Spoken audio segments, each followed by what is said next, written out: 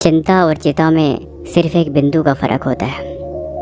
चिंता अक्सर अच्छे भले इंसान को खा जाती है, उसे कमज़ोर बना देती है। चिंता और तनाव में इतनी पावर होती है कि इंसान की ज़िंदगी बर्बाद करने के लिए काफ़ी होते हैं। इसीलिए हद से ज़्यादा चिंता अक्सर इंसान को बीमार कर देती है। नगर में एक सेठ रहते थे जिनके पास अपार धन संपत्ति तो थी, लेकिन फिर भी वो बहुत चिंतित रहते थे अपने कल को लेके, क्योंकि उनका एक ही इकलौता बेटा था जो अपने काम पे ध्यान नहीं देता था। सेठ जी को बहुत चिंता होती थी कि आखिर मेरे बाद इसका क्या होगा, कौन इसकी देखभाल करेगा और कौन इसकी ज़रूरतों को पूरा करेगा। सेठ जी ने उसे कई बार समझाया कि बेटा, ज़िंदगी जीनी है तो थोड़ा सीरियस हो जाओ, थोड़ा खुद पे ध्यान दो, थोड़े काम पे ध्यान दो। अगर तुम ऐसे ही लापरवाह रहोगे तो तुम्हारी ज़िंदगी का अस्तित्व क्या होगा, क्या करोगे तुम। लेकिन वो कहता था, क्या पापा आप मेरे पीछे पड़ जाते हो, कोई बात नहीं, मैं जैसे हूँ ठीक हूँ, आप मेरी इतनी चिंता मत किया करो। लेकिन सेठ जी इस बात को लेके दिन रात चिंतित ही रहते थे, उनका चिंता कभी ख़त्म नहीं होता था। एक बार वे एक मंक के पास गए और मंक को अपनी सारी बात बताई कि मेरा एक लड़का है, मैं उसे बहुत समझाता हूँ लेकिन वो सुधरता नहीं है। इसी चिंता में मैं दिन रात मरी जा रहा हूँ, मैं क्या करूँ, मेरा मार्गदर्शन करें। मंक कहते हैं, चिंताएं कई तरह की होती हैं। तुम पुत्र मोह से चिंतित हो, कुछ लोग अपने भविष्य से चिंतित होते हैं। चिंता के अलग अलग रास्ते होते हैं और हर चिंता अलग अलग रास्ते से ही आती है। चिंता छोटी हो या बड़ी, चिंता चिंता ही होती है, और वो चिंता हमेशा तुम्हारे सुखमय जीवन को नर्क बना के रख देती है। लेकिन गौर से देखा जाए तो इंसान का मन चंचल होता है। तुम्हें एक चीज़ समझनी चाहिए, इस दुनिया में चिंता करने लायक कुछ होता ही नहीं है। हम चीज़ों को नहीं समझते, इसीलिए हम चिंतित होते हैं। लेकिन अगर ध्यान से देखोगे तो वहाँ चिंता का कोई विषय ही नहीं। सेठ जी बोले, महात्मा, मुझे आपकी बातें समझ में नहीं आ रही, कृपया इसे विस्तार में और सही ढंग से समझाइए। मंक कहता है कि मैं तुम्हें कहानी के माध्यम से इस बात को समझाता हूँ। जंगल में एक बुढ़िया रहती थी। उस बुढ़िया का कोई न था। बुढ़िया के पास एक गाय थी और बुढ़िया सुबह शाम उस गाय को चारा खिलाने के लिए जंगल में चारा काटने जाती थी। वहीं उसकी रोजी रोटी थी और वहाँ से लकड़ियों को बेच के थोड़े पैसे मिल जाते थे, उसी से वो अपना गुजारा बसर करती थी। बुढ़िया एक शाम को गाय को चारा खिला के अपनी खटिया में लेटी हुई थी।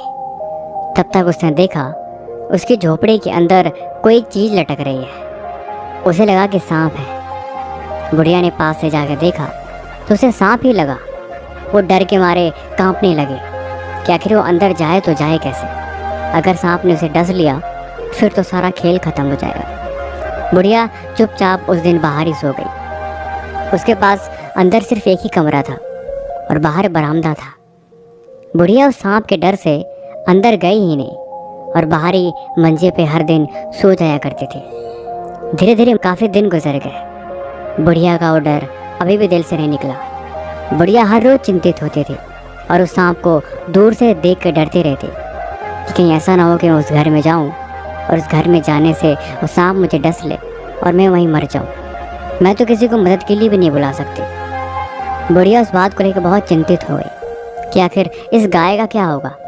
ऐसे ही चलता रहा फिर तो काफ़ी दिक्कत हो जाएगी। धीरे धीरे सर्दी का मौसम आ गया।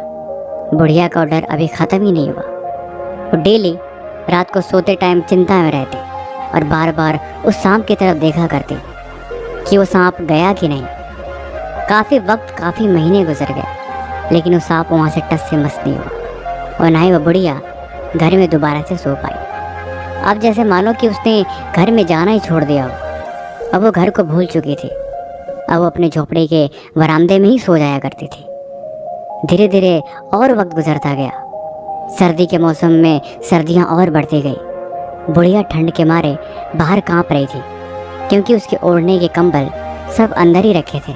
लेकिन डर के मारे न तो बुढ़िया अंदर गई और ना ही कंबल लेके आई और ना ही ठंड से खुद को बचा पाई और रात को वहीं सो गई।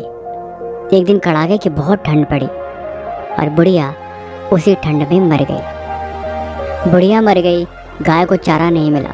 धीरे धीरे 1-2 दिन निकल गए। गाय का भूख से बुरा हाल था। गाय जोर जोर से बोलने लगी। कुछ लोग जंगल के आसपास, कुछ लोगों ने इस गाय की आवाज़ सुनी। उन्हें लगा कि शायद कोई जानवर मुसीबत में है। वो गाय की आवाज़ सुन के मदद के लिए आए तो गौर से देखा तो बुढ़िया मर चुकी थी और गाय को खाने के लिए कोई चारा ना था। उन लोगों ने गाय को तो बचा लिया, लेकिन बुढ़िया की हालत बहुत बुरी थी। उन्होंने बुढ़िया के अंदर जाके देखा।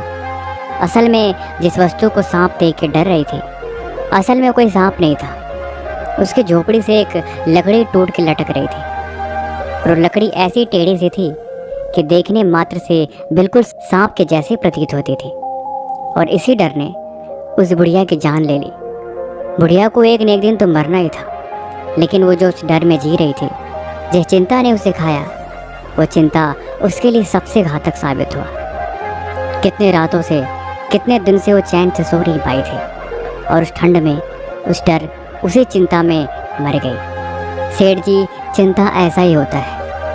आप गौर से देखोगे तो जो भी आपके पास चिंताएं हैं, जो भी आपके पास दुख है, इस दुनिया में जो कुछ भी होना होता है वो होता है, लेकिन चिंता करने से कभी भी उस चिंता का हल नहीं मिलता।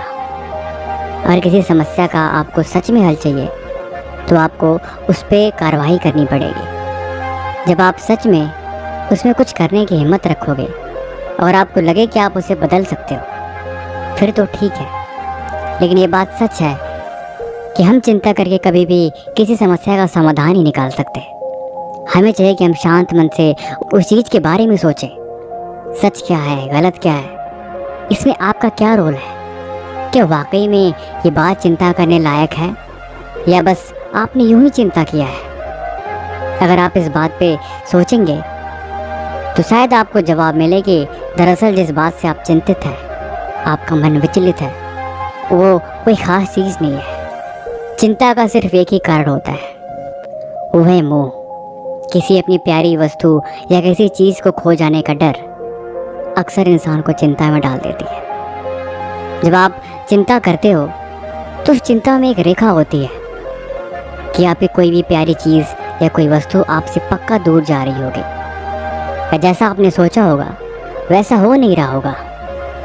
और जब ऐसा होता है तो इंसान चिंता करता है कि आखिर उसके हिसाब से क्यों नहीं हो रहा, उसने जैसा सोचा था उसका ठीक उल्टा कैसे हो गया। और यही चीज़ इंसान को खा जाती है। लेकिन सवाल ये है, क्या इस दुनिया में सब कुछ इंसान की मर्जी से होता है या सब कुछ जैसा आपने सोचा होता है वैसा होता है? ऐसा कुछ नहीं है। जीवन जीने का नाम है। जो भी है उसे स्वीकार करो, सच को देखो और चिंता मुक्त रहो। बाकी कहानी आपको कैसी लगी हमें कमेंट बॉक्स में ज़रूर बताएं। बाकी किसी भी तरह का सवाल है तो भी आप हमसे पूछ सकते हैं। और ऐसी और कहानी सुनने के लिए इस चैनल को सब्सक्राइब जरूर करें। तब तक मिलते हैं हम आपसे एक और नई कहानी के साथ अगले दिन। धन्यवाद।